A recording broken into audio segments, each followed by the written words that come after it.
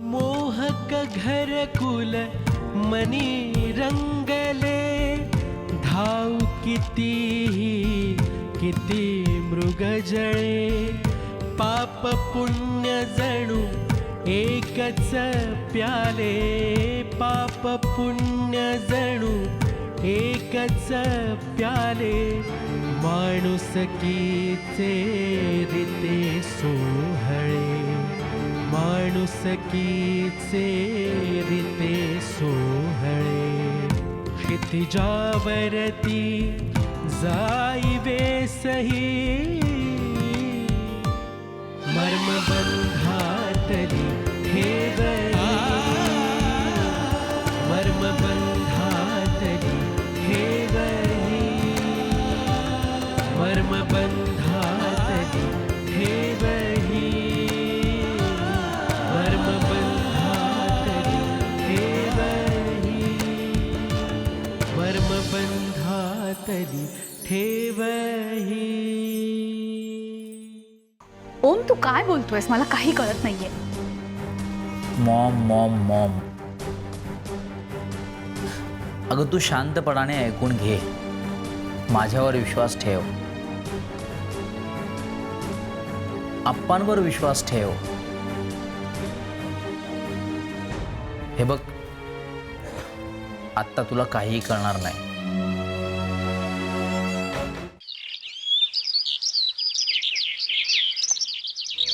तू अवप्पांना सोडून जाणार? मी आऊ अप्पांना सोडणार नाहीये. मी फक्त घर बदलतीये. अंतर वाढणार आहे ना ते स्थळामध्ये.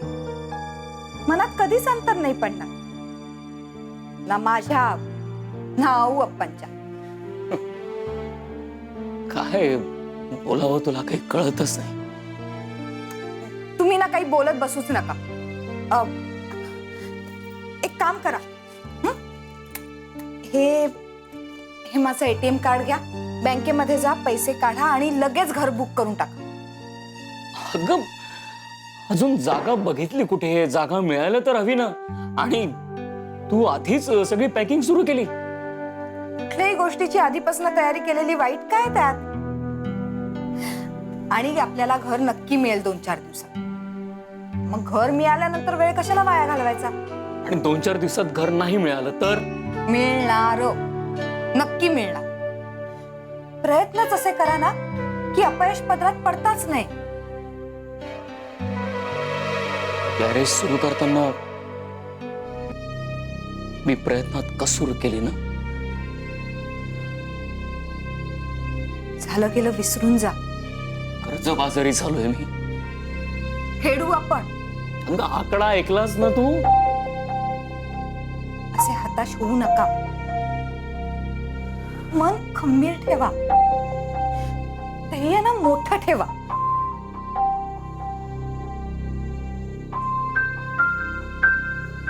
मी जरा जाऊन येतो बाहेर. आणि एक लक्षात ठेवा, बाहेर जाल ना तेव्हा फक्त तुम्हाला जे करायचंय तेवढंच डोक्यात ठेवा. म्हणजे सगळ्यात आधी डोक्यावर छप्पर, मग स्वतःसाठी काहीतरी काम, आणि मग कर्ज फेड. या सगळ्याचं प्रेशर एकदम नका घेऊ. डोक्यावर कर्ज आहे, आता मी काय करू हा विचार नका आणू मनात.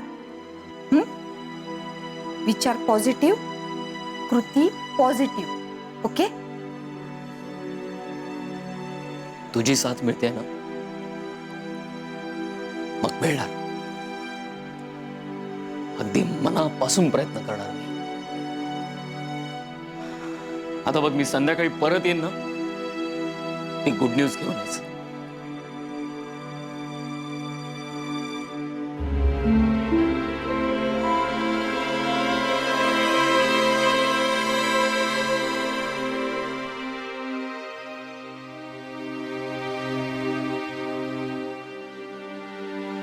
देवा, सगळं कसं जुळून येणार? यांना धीर द्यायचा म्हणून धैर्याचं नाटक करायचं. किती दिवस शक्य आहे हे सगळं? आता आता फक्त तुझ्यावर भरोसा आहे देवा. या संसारात फक्त तुझ्यावर भरोसा आहे. या वादळात माझा संसार टिकू दे देवा, माझा संसार टिकू दे.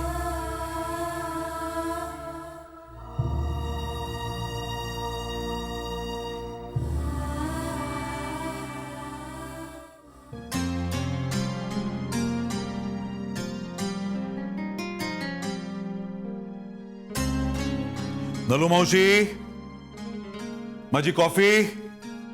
कॉफी मिळणार नाही. या घरात यापुढे तुम्हाला काही मिळणार नाहीये. मला वाटलं होतं काल रात्रीचं तुमच्या डोक्यातलं वेळ काल रात्रीच संपलं असेल, नाही? तुम्ही तर अजून तोच विषय धरून बसलाय. तू सगळ्या गोष्टी लाईटली घेतोयस का? असं तर नाही ना? आम्हाला सुद्धा तू लाईटली घ्यायला लागलायस? असं काही नाही आप्पा.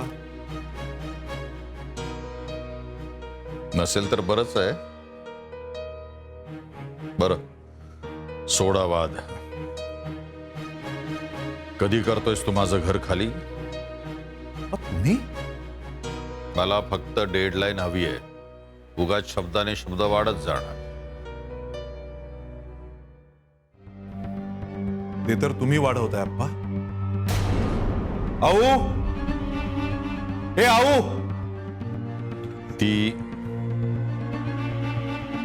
ती बाहेर येणार नाही.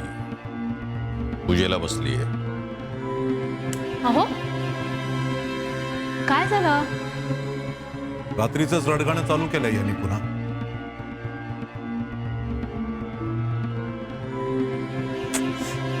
तुम्ही जरा जपून बोला. मी काय चुकीचं बोलतोय? ते काय बोलतात ते ऐकतेस ना तू? सकाळी सकाळी नुसती कटकट कटकट. तुझा प्रत्येक दिवस सुखात समाधानात जावा म्हणून मी तुला विनंती करतोय मधुकरा. कृपया माझं हे घर तू सोड.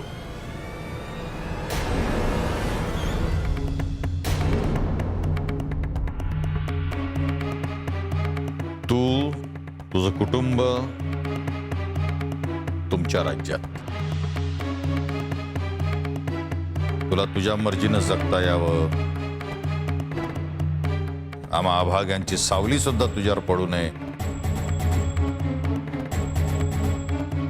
म्हणून तुला मी सांगतोय.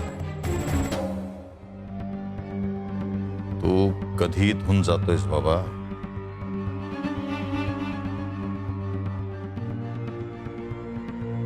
आमचा इतका विचार करताय तुम्ही? मला सांगा ना, हे सगळं कोणी भरवलं तुमच्या डोक्यामध्ये? अहो, काय बोलताय? मी हलक्या कानाचा वाटलो का रे तुला?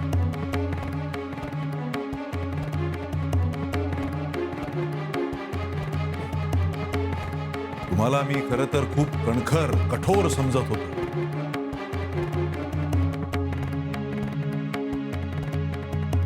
हे जे तुम्ही मला आता सांगताय ना, त्यावरून तुम्ही ते सिद्धही करताय.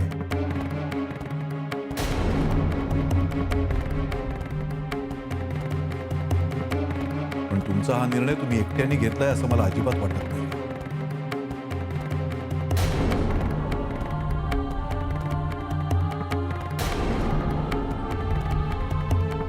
त्यामागे नक्कीच कुणाची तरी फूस आहे आणि ती कुणाची फूस आहे हे मला जाणून घ्यायचं आहे अप्पा.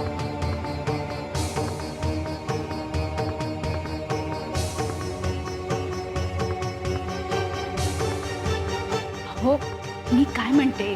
तू शांत राहा, मध्ये बोलू नकोस.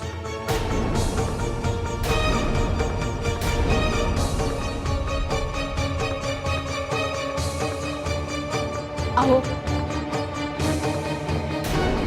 तुम्ही आवरा बघू स्वतःचं, मी तुम्हाला कॉफी आणून देते. कॉफी बाहेरून मागवायची.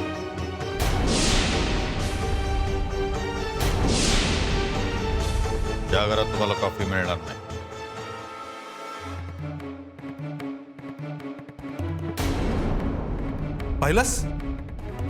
पाहिलंस कसं बोलतायत ते? काल रात्री आपण केलेलं सहभोजन हा तुमचा या घरातला शेवटचा भाग होता.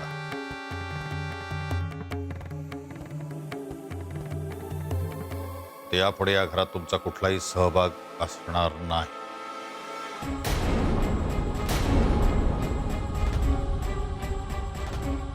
वा, तुम्ही थांबा, मी बोलते. आप्पा आप्पा आमचं काही चुकलंय का? सुषमा पौरी, हा प्रश्न तू मला विचारण्याऐवजी मला विचार. नाही, त्यांना हेच म्हणायचं असणार की हा प्रश्न तू मला विचार.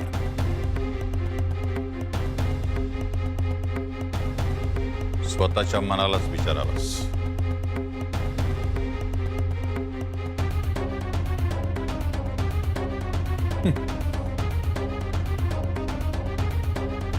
माझं मत मी तुमच्या समोर मोकळेपणानं मांडलेलं आहे. त्या मतावर तुम्ही अंमलबजावणी करावी अशी माझी अपेक्षा आहे. आप्पा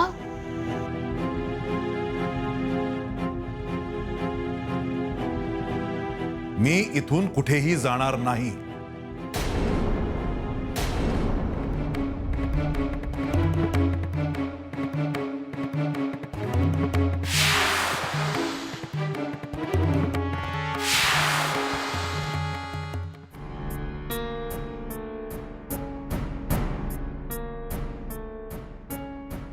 गडबड आहे, काहीतरी गडबड आहे. गिनीपिग? ओम स्वतःला गिनीपिग का म्हणत होता?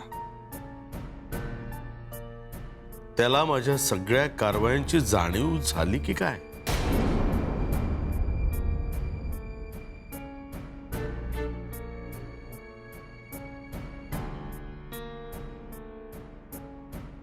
पण जर त्याला हे सगळं माहिती झालंय तर मग तो इतका शांत कसा? मधुकररावांना जेवायला बोलवा का म्हणाला?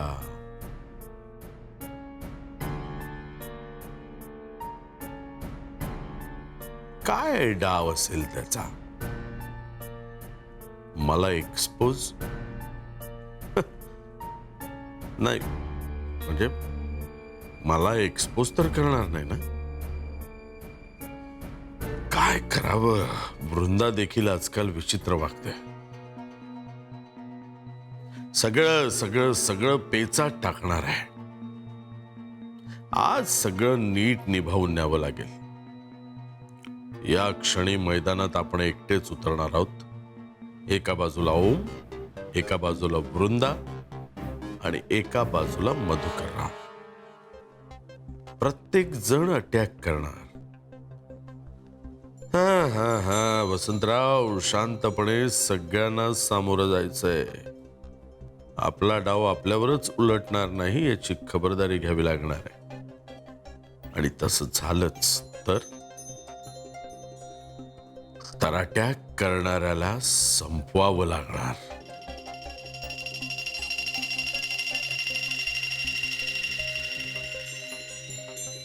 कर्मबंधातले ठेवही.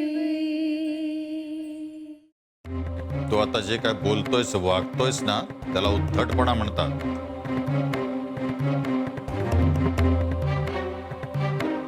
तसं बोलायला तुम्ही भाग पाडताय मला आप्पा.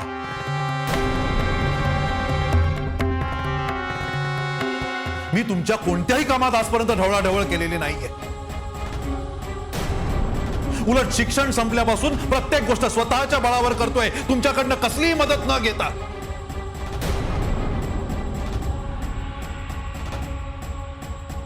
मी स्वयंपूर्ण आहे आणि तसाच राहणार आहे आप्पा.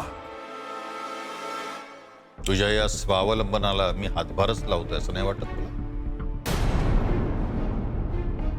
कशाला इथे राहून उगाच स्वतःच्या सेल्फ रिस्पेक्टला धक्का लावून घेतोयस? तू शांतपणे तुझ्या नव्या राज्यात जग ना. आम्हा म्हाताऱ्यांना आमच्या या खोप्यात जरा निवांतपणे जगू दे.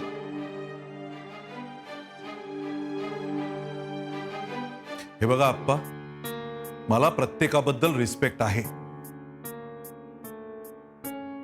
प्रत्येकाच्या व्यक्तिगत स्पेस बद्दल रिस्पेक्ट आहे. तुम्ही जर स्वतःच्या शांतीसाठी मला डिस्टर्ब करू पाहत असाल ना, तर ते मला चालणार नाही.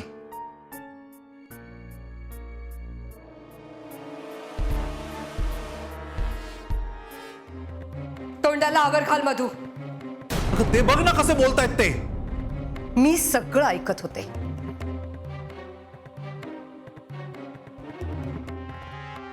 कमल, तू कशाला आलीस बाहेर? कारण त्याचा हा उत्तमपणा मला सहन होत नाहीये.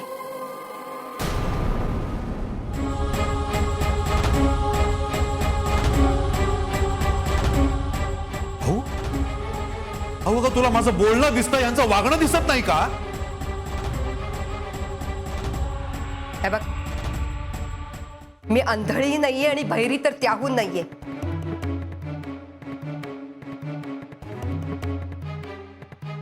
आणि यांच्या या निर्णयाला माझाही विरोध आहे.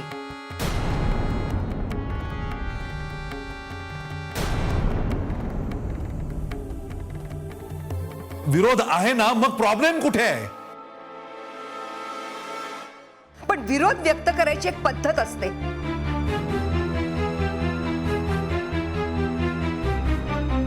तू ज्या प्रकारे आपला विरोध दर्शवतोयस ते बरोबर आहे.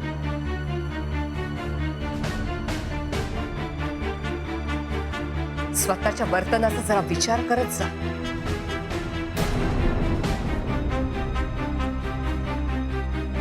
काय चुकलं माझं? हेच,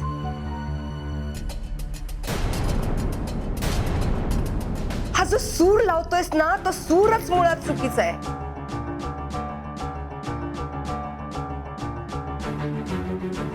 हे तू खालच्या पट्टी ते विचारू शकला असतास ना.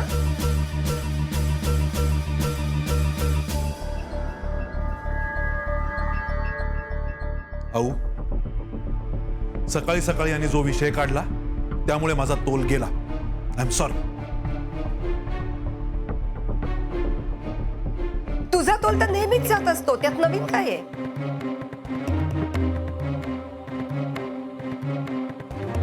मला असं का वाटतंय अहो की तू आप्पांचीच बाजू घेतेस?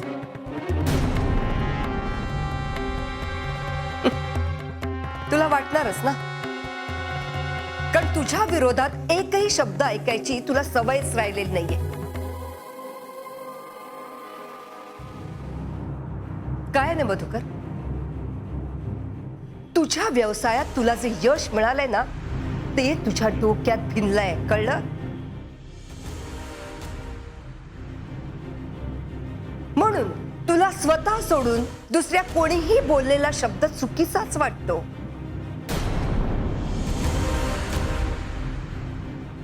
मग प्रभाकरला दिलेला मौलिक सल्ला असो, वसंतरावांची तुझी मैत्री असो, तुझं आत्ताचं वागणं असो, तुझी आत्ताची दुश्मनी असो, किंवा ओमला घराबाहेर काढणं असो,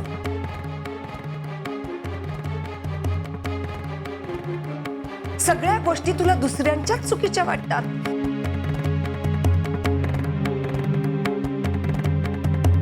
तुझं टाकलेलं प्रत्येक पाऊल हे फक्त स्वतःचा विचार करणारच होतं. मग त्याच्यासमोर तुला बायको दिसली नाही, मुलं दिसली नाहीत, आणि जगातलं सगळ्यात दुर्लक्षित नातं जे आई वडील असतं ना, ते तर दिसलं नाहीच. अहो,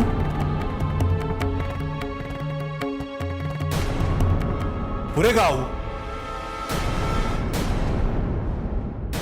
कर्मबंधातली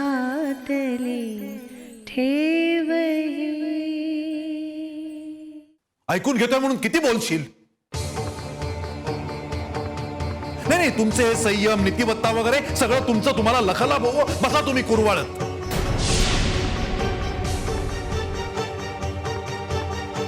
हे जग जे चालतंय ना ते पैशावर चालतंय आणि पैशातून निर्माण होणाऱ्या सत्तेवरती. आणि मी स्वतः सुद्धा जगाबरोबर चालणारा एक सामान्य माणूस आहे.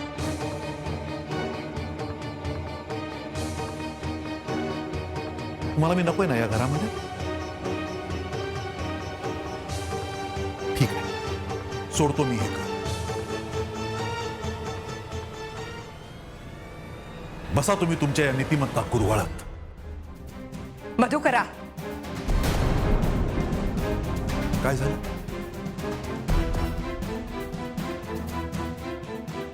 अजून काय ऐकवायचंय? अरे स्वतःच काय चुकतं याचा विचार करणारच नाहीयेस का तू? नाही नाही, मी जर चुकतच नाहीये तर विचार करण्याचा प्रश्न येतोच कुठे?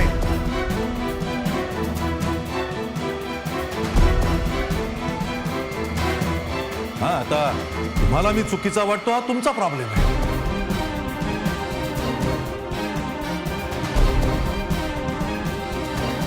जगाचा विचार करत बसलो ना मी आहो तर जगणं मुश्किल होईल मला.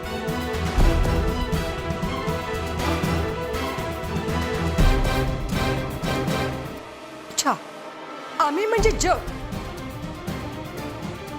सोड ना आहो. त्या सगळ्या फालतू गोष्टींसाठी ना माझ्याकडे वेळच नाहीये.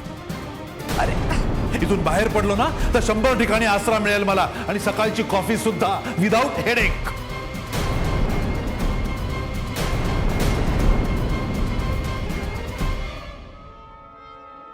मधुकर, मधु, अरे ऐक तर खरं. दगडा पुढे डोका पडतेस. Leave me alone.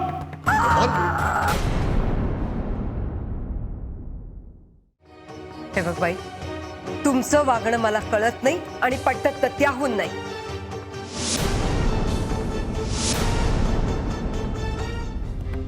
हे बघ, यांनी फरमान काढलाय तुम्ही हे घर सोडून जायचंय, तेव्हा ते घर सोडा.